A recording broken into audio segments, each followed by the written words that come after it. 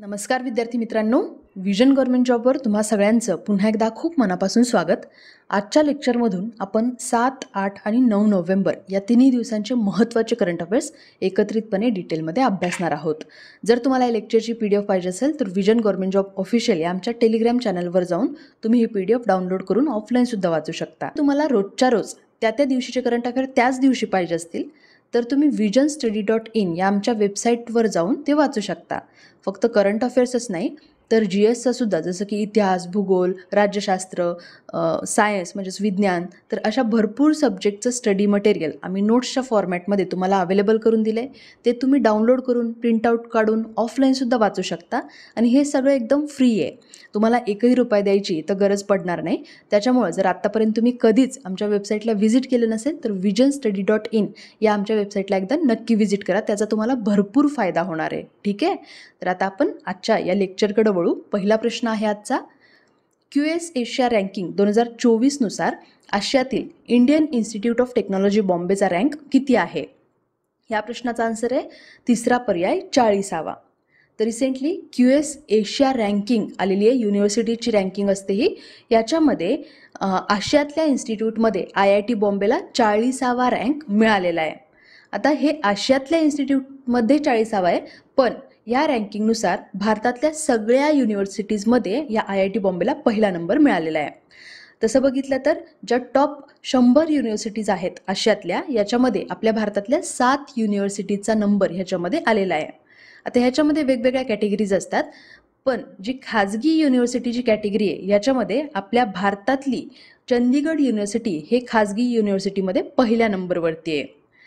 पण लक्षात ठेवा, IIT बॉम्बेचा या रँकिंगमध्ये आपल्या भारतात जरी पहिला नंबर असला तरी ओव्हरऑल आशियातल्या युनिव्हर्सिटीजमध्ये 40वा रँक आलेला आहे. ठीक आहे, पुढचा प्रश्न बघू आता. मूडीज इन्व्हेस्टर्स सर्व्हिसचा 2023मध्ये भारतासाठी आर्थिक वाढीचा अंदाज काय आहे? आता पहिल्यांदा तुम्हाला हे माहिती असायला पाहिजे की आर्थिक वाढीचा अंदाज म्हणजेच GDP ग्रोथ रेट हा बऱ्याच वेगवेगळ्या ऑर्गनायझेशन हे वेगवेगळ्या देशांना देत असतात. जसं की या आधीच्या काही लेक्चर्समध्ये आपण बघितलं होतं की IMFने भारताच्या आर्थिक वाढीचा अंदाज किती दर्शवला आहे, वर्ल्ड बँकेने किती दर्शवला आहे. तर आपल्याला हे जे प्रत्येक महत्त्वाच्या ऑर्गनायझेशन, इन्स्टिट्यूट आहेत, तर ह्यांचा GDP ग्रोथ रेट ह्यांनी किती अंदाजित सांगितला आहे हे माहिती पाहिजे, कारण आयोग यावरती प्रश्न विचारत असतो. याच्याशिवाय बँकिंग एक्झाम जर तुम्ही देत असाल तर याच्यामध्ये सुद्धा मूडीजचे संबंधी किंवा IMF, वर्ल्ड बँक यांनी आपला GDP ग्रोथ रेट किती सांगितला आहे हे प्रश्न नक्की विचारलेच जातात. ठीक आहे, तर हे पूर्ण नाव घ्यायची गरज नाही आहे, मूडीज इन्व्हेस्टर सर्व्हिसेस, याला फक्त मूडीज असं लक्षात ठेवलं तुम्ही तरी चालेल. तर बघा, या प्रश्नाचा आन्सर आहे दुसरा पर्याय 6.7%. आता या वर्षीसाठी म्हणजे 2023साठी भारताचा GDP ग्रोथ रेट 6.7% सांगितला आहे. पुढच्या वर्षी म्हणजे 2024साठी हा 6.1% आणि 2025साठी 6.3% एवढा वाढेल अशी मूडीजची अपेक्षा आहे. म्हणजे हे अंदाजित ग्रोथ रेट या मूडीजनी सांगितलेले आहेत. या नंबर्स व्यतिरिक्त त्यांनी असंही सांगितलंय की भारतामध्ये जी आर्थिक वाढ सध्या चालू आहे किंवा जी टिकलेली आहे, जरी आपण ओव्हरऑल ग्लोबली बघितलं तर युद्ध परिस्थिती चालू आहेत बऱ्याच देशांमध्ये, जसं की जवळपास 1.5-2 वर्षांपासून रशिया-युक्रेन वॉर चालू आहे आणि रिसेंटली आपण बघितलं पॅलेस्टीन आणि इस्रायलचं वॉर चालू आहे. पण असं असून सुद्धा आपल्या भारताची जी वाढ आहे तर ही आर्थिक वाढ टिकून ठेवण्याचं एक महत्त्वाचं कारण त्यांनी सांगितलंय, ते म्हणजे आपल्या भारतातली मजबूत देशांतर्गत मागणी. आणि ही अलीकडच्या काळामध्ये ही मागणी बरीच वाढलेली आहे, त्याच्यामुळे भारताचा GDP ग्रोथ रेट हा चांगला टिकून आहे असं सुद्धा मूडीजनं सांगितलेलं आहे.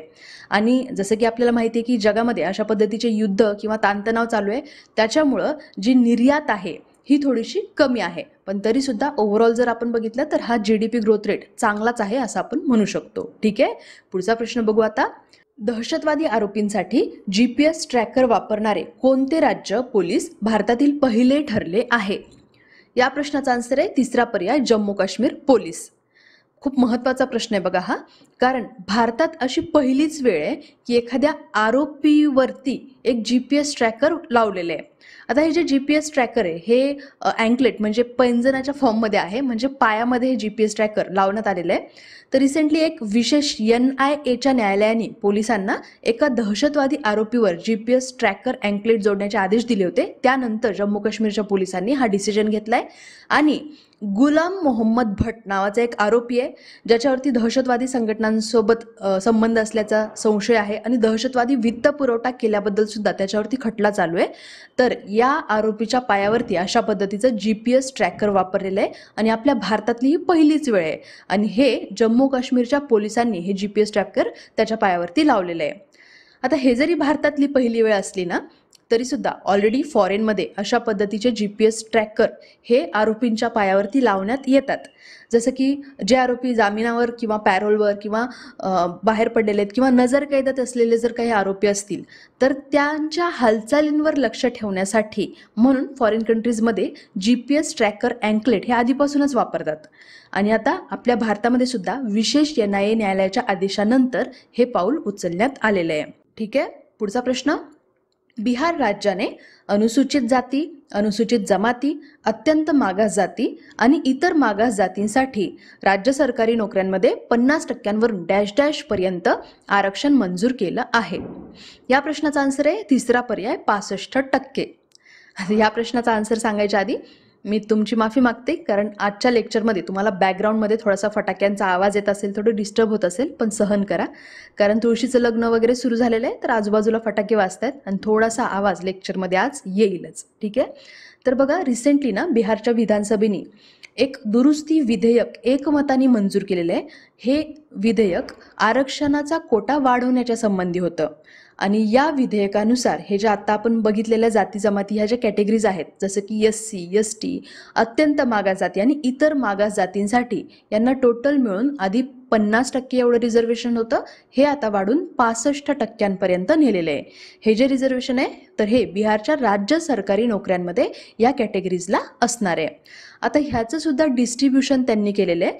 जसं की याच्यामध्ये बॅकवर्ड क्लासेसला 18% असणार आहे, EBC म्हणजेच एक्स्ट्रीमली बॅकवर्ड क्लासेसचं 25%, अनुसूचित जाती म्हणजेच SCला 20% आणि ST अनुसूचित जमातीला 2% एवढं आरक्षण ह्याच्यामध्ये असणार आहे.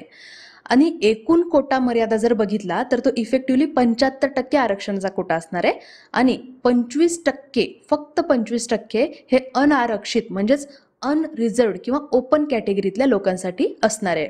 रिसेंटली बघा, बिहारमध्ये एक जात आधारित सर्वेक्षण 2022चा अहवाल आला होता आणि त्यानंतर लगेचच बिहारच्या गव्हर्नमेंटनी हे डिसिजन घेतलेलं आहे.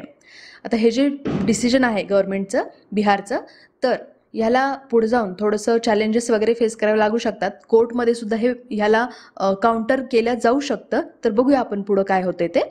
पण रिसेंटली एवढं लक्षात ठेवा की अशा पद्धतीचं डिस्ट्रीब्युशन त्यांनी केलेलं आहे. ठीक आहे, पुढचा प्रश्न बघू आता. कोणत्या व्यक्तीनं सर्वोच्च न्यायालयात मिट्टी कॅफेचे उद्घाटन केले? या प्रश्नाचा आन्सर आहे दुसरा पर्याय DY चंद्रचूड यांनी. तर सध्याचे CJI म्हणजेच चीफ जस्टिस ऑफ इंडिया आहेत DY चंद्रचूड यांनीच सुप्रीम कोर्टच्या मिट्टी कॅफेचं उद्घाटन केलेलं आहे. म्हणजे सुप्रीम कोर्ट जे आहे तर ह्याच्या आवारातच आहे हे मिट्टी कॅफे. आता ह्याचा प्रश्न का बरं घेतलाय, तर बघा, हे जे कॅफे असणार आहे तर हे एका गैर सरकारी संस्थेद्वारे चालवलं जाणार आहे, पण हे पूर्णपणे दिव्यांग लोकांचं हे कॅफे असणार आहे. म्हणजे दिव्यांग लोकांच्या मार्फत चालवलं जाणारं हे मिट्टी कॅफे असणार आहे, जे की सुप्रीम कोर्टच्या आवारात असेल. ओके, पुढचा प्रश्न. भारत आणि कोणत्या देशाने गुन्ह्यांचा मुकाबला करण्यासाठी आणि सुरक्षेचे प्रयत्न वाढवण्यासाठी हातमिळवणी केली आहे? या प्रश्नाचा आन्सर आहे दुसरा पर्याय नेपाळ. आपण बऱ्याच मूवीजमध्ये वगैरे बघतो बघा की भारतामध्ये एखादा आतंकवादी किंवा एखादा गुंड हा भारतात एखादं मोठं कांड करतो आणि नेपाळमध्ये पळून जातो. मग परत त्याच्या मागं त्याला शोधत आपल्या भारतातले पोलीस जातात. पण काय होतं कधी कधी की जर अशा देशात जर गेलो आपण की जिथल्या गव्हर्नमेंटचा किंवा जिथल्या पोलिसांचा जर आपल्याला सपोर्ट नसेल, तर अशा वेळी आरोपीला पकडायला अवघड जातं. तर असं होऊ नये म्हणून आता आपल्या भारताने नेपाळसोबत हातमिळवणी केलेली आहे. याच्यामुळे काय होणार आहे, तर साध्या साध्या गुन्ह्यांना सुद्धा आळा बसणार आहे. याच्याशिवाय शस्त्रास्त्र, दारुगोळा यांची तस्करी आणि मानवी तस्करी रोखण्यासाठी सुद्धा आपल्या भारताला ह्याच्यातून मदत होऊ शकते.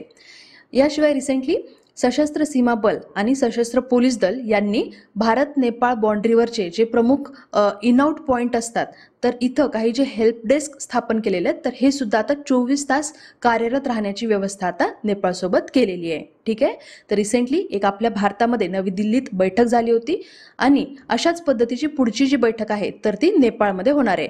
आणि यावेळेसची जी ही नवी दिल्लीतली बैठक होती याच्यामध्ये अशा पद्धतीचे डिसिजन्स घेण्यात आलेले आहेत. तर आता आपण या प्रश्नाच्या माध्यमातून नेपाळ या देशाबद्दल थोडीशी माहिती जाणून घेऊ या मॅपमधून. तर इथं बघा आपल्या भारताच्या ईशान्येकडचं लागून असलेला हा देश आहे नेपाळ. आता हा एक आपला शेजारी देश आहे, कम्प्लिटली भूवेष्टित देश आहे हा, म्हणजे याच्या सगळीकडून हा देश जमिनीनंच वेढलेला आहे, ह्याला कुठलीही सागरी सीमा लाभलेली नाहीये. आणि हा आपला शेजारी असल्यामुळे आपल्याला इथं हे माहिती पाहिजे की भारताचे कोणकोणते राज्य त्यांची बाँड्री नेपाळ सोबत शेअर करतात. तर लक्षात ठेवा, नेपाळच्या पश्चिमेकडे आहे उत्तराखंड, याच्या दक्षिणेला उत्तर प्रदेश आणि बिहार हे राज्य जोडलेले आहेत. नेपाळच्या पूर्वेकडे आपण बघितलं तर सिक्कीम आहे आणि इकडे पश्चिम बंगाल सुद्धा काही प्रमाणामध्ये नेपाळला कनेक्टेड आहे. नेपाळच्या वरती म्हणजे उत्तरेकडे तिबेटचा काही भाग इथं लागलेला आहे. ओके, पुढचा प्रश्न. हा प्रश्न खूप महत्वाचा आहे, लक्षपूर्वक ऐका, कारण हा पहिल्यांदा वाचल्यानंतर आपल्याला वाटेल की कृषी संबंधित प्रश्न आहे हा, पण कृषी संबंधित तर आहेच, पण या प्रश्नाचा संबंध एन्व्हायरमेंटच्या प्रदूषण या टॉपिक सोबत सुद्धा आहे. तो कसा हे पुढे मी तुम्हाला सांगणारच आहे, त्याच्या आधी प्रश्न बघूयात. खालीलपैकी कोणती भाताची वाण IARI ने विकसित केली आहे? या प्रश्नाचा आन्सर आहे दुसरा पर्याय, पुसा 2090. तर रिसेंटली नवी दिल्लीच्या IARI म्हणजेच आपल्या भारतीय कृषी संशोधन संस्थेने उच्च उत्पादन देणारी आणि कमी कालावधीची एक भाताची जात प्रोड्यूस केलेली आहे, जिचं नाव आहे पुसा 2090. पूर्वी पुसा 44 ही जी एक भाताची जात होती, तर ह्याचीच एक सुधारित आवृत्ती आहे ही पुसा 2090 आणि कम्पॅरेटिव्हली उत्पादन सुद्धा ही जास्त देते. विशेष म्हणजे काय माहितीये का, तर पुसा 44 ही जी जुनी जात आहे भाताची, तर ह्याला परिपक्व व्हायला जवळपास 155 ते 160 दिवस लागायचे, पण ह्या पुसा 2090ला परिपक्व व्हायला फक्त 120 ते 125च दिवस लागतात. आता मी तुम्हाला आधी म्हणलं होतं की ह्याचा संबंध प्रदूषण म्हणजे जो की एन्व्हायरमेंटचा टॉपिक आहे ह्याच्यासोबत पण आहे. तो कसा, तर बघा ह्या पुसा 2090 ह्या भाताच्या जातीला परिपक्व व्हायला खूप कमी दिवस लागतात. याच्यामुळे काय होणार आहे, तर शेतकऱ्यांना त्यांचं जे पुढचं पीक आहे, पुढचं जर गव्हाचं पीक घ्यायचं असेल त्यांना, तर त्यासाठी त्यांना शेत तयार करण्यासाठी जवळपास 30 दिवसांचा म्हणजे एका महिन्याचा एक्स्ट्रा पिरियड मिळतो. यामुळं काय होणार आहे, तर पेंढा जाळण्याची जी त्यांची गरज होती तर ही कमी होणार आहे, ज्याच्यामुळं पोल्युशन सुद्धा कमी होणार आहे.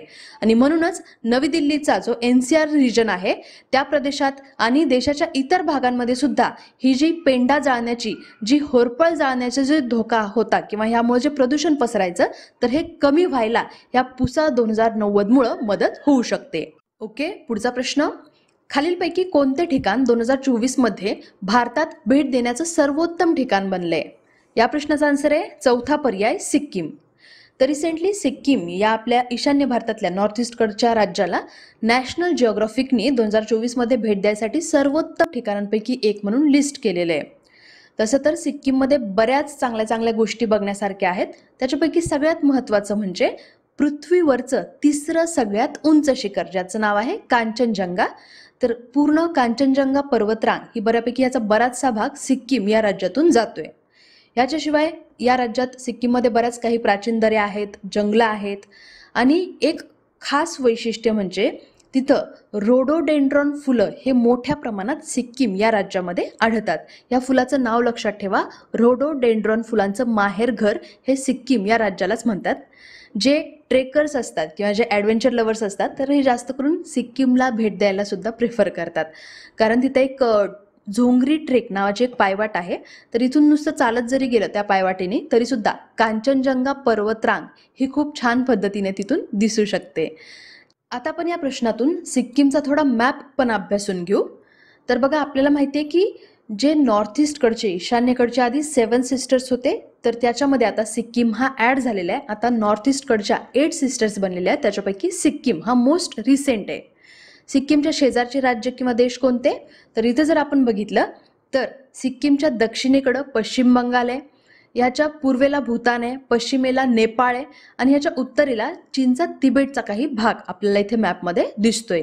इथलं एक इम्पॉर्टंट नॅशनल पार्क लक्षात ठेवा, कांचनजंगा नॅशनल पार्क हे सिक्कीम या राज्यामध्ये येतं. ओके, पुढचा प्रश्न. हा प्रश्न खूप खूप खूप जास्त महत्त्वाचा आहे, लक्षपूर्वक ऐका. 37व्या राष्ट्रीय खेळांमध्ये 200 पदकांचा टप्पा ओलांडणारे पहिले राज्य कोणते?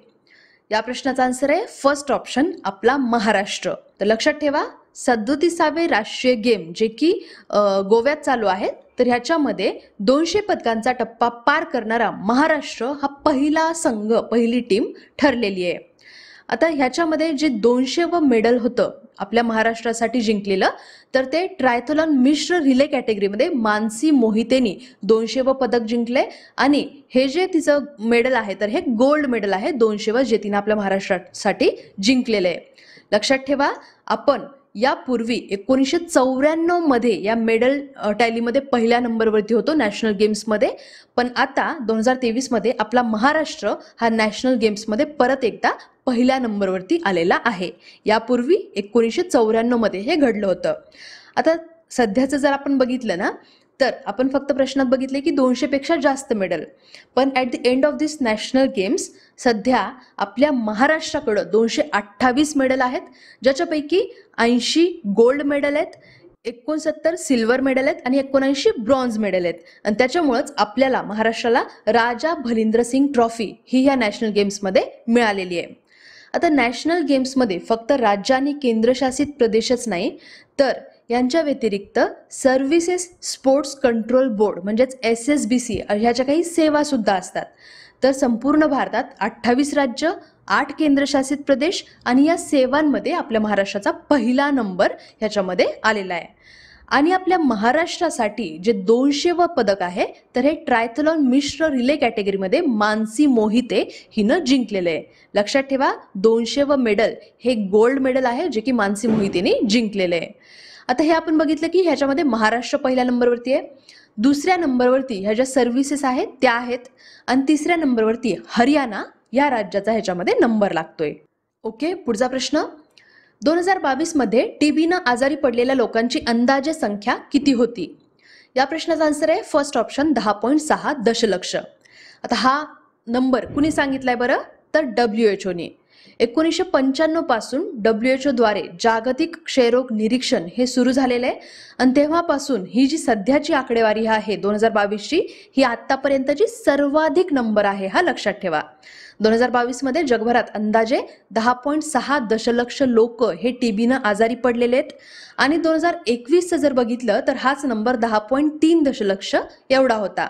आता ही जी आकडेवारी आहे, हा जो रिपोर्ट आहे, तर हा 192 देशांपासून आणि काही जे वेगवेगळे क्षेत्र आहेत यांच्यामधला डेटा कलेक्ट करून हा रिपोर्ट WHO ने बनवलेला आहे. ह्या रिपोर्टचं नाव आहे ग्लोबल टीबी रिपोर्ट 2023. याच्यामध्ये असंही सांगितलं की कोविड-19मुळं टीबी सर्व्हिसेस ज्या आहेत, तर ह्याच्यामध्ये थोडंसं व्यत्यय आला होता, जो की 2023च्या ग्लोबल टीबी रिपोर्टनुसार आपल्याला थोडासा रिव्हर्स होताना इथं बघायला मिळू शकतो. ठीक आहे, कारण लास्ट इयर 2019, 20, 21 या काही वर्षांमध्ये कोविडमुळं अशा बाकीच्या रोगांकडं थोडंसं दुर्लक्ष झालं होतं. त्याच्यामुळं इथून पुढच्या दिवसांमध्ये या टीबीवरती जास्त फोकस देऊन ह्याला थोडंसं अजून कमी करता येऊ शकतं, असंही त्यांनी सांगितलेलं आहे. ओके, आता शेवटचा प्रश्न. डॅश डॅश रोजी उत्तराखंडचा स्थापना दिवस साजरा केला जातो. या प्रश्नाचा आन्सर आहे दुसरा पर्याय 9 नोव्हेंबर. आता 9 नोव्हेंबरलाच का बरं?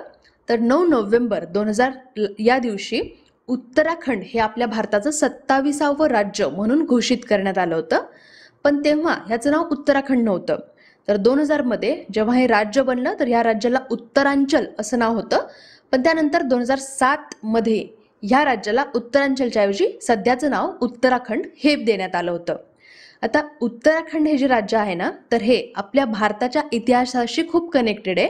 कारण आपल्या भारताचे जे जुने राजघराणे होते, जसं की कुशाण, कदीन, कनिष्क, समुद्रगुप्त, कटारिया, चंद्र, पाल, तर अशा आपल्या जुन्या राजघराण्यांशी संबंधित असलेलं हे उत्तराखंड हे राज्य आहे. आता उत्तराखंडबद्दल आपण थोडीशी मॅपमध्ये पण माहिती जाणून घेऊ. उत्तराखंड हा 2 भागांमध्ये डिवाइड झाल्यासारखा आहे. हा जो खालचा भाग आहे ह्याला कुमाऊ रिजन म्हणतात, आणि हा जो वरचा भाग आहे ह्याला गरवाल रिजन असं म्हणतात. याचे शेजारचे राज्य किंवा देश कोणते? तर बघा, आग्नेयेकडून आपण सुरू करू. तर उत्तराखंडच्या आग्नेयेला नेपाळ आहे, याच्या नैऋत्येला उत्तर प्रदेश आहे, वायव्येला हिमाचल प्रदेश आहे, पश्चिमेला जर आपण बघितलं तर हरियाणा हे राज्य खूप जवळ आहे, पण अगदी असं चिटकलेलं वगैरे नाहीये. आणि ह्याच्या ईशान्येकडं तिबेटचा काही रिजन हा उत्तराखंडला लागलेला आपल्याला ह्या मॅपमधून दिसतोय. उत्तराखंडच्या 2 राजधान्या आहेत, लक्षात ठेवा, उन्हाळी राजधानी आहे गैरसायन आणि हिवाळी राजधानी आहे देहरादून. ठीक आहे.